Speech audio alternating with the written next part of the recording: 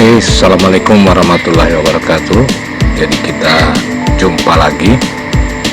Kali ini kita akan persiapan untuk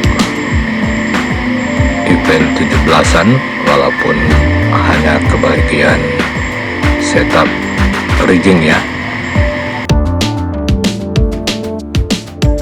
Nah ini guys, ini kita udah sampai lokasi. Kru harus berhujan-hujanan ini, mandi hujan orang Gorontalo bilang, menyelesaikan pekerjaan sampai rigging ini berdiri.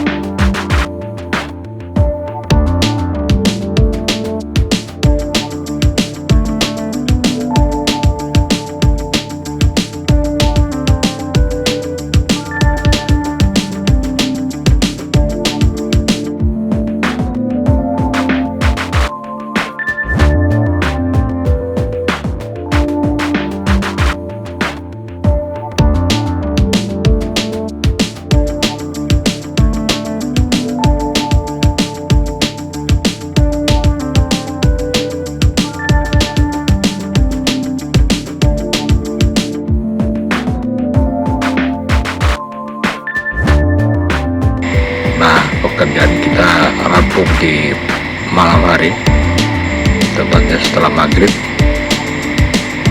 dan hasilnya seperti ini. Ini jadi tempat LED, tempat baliho buat upacara 17 Agustus di Kabupaten Moreobolang.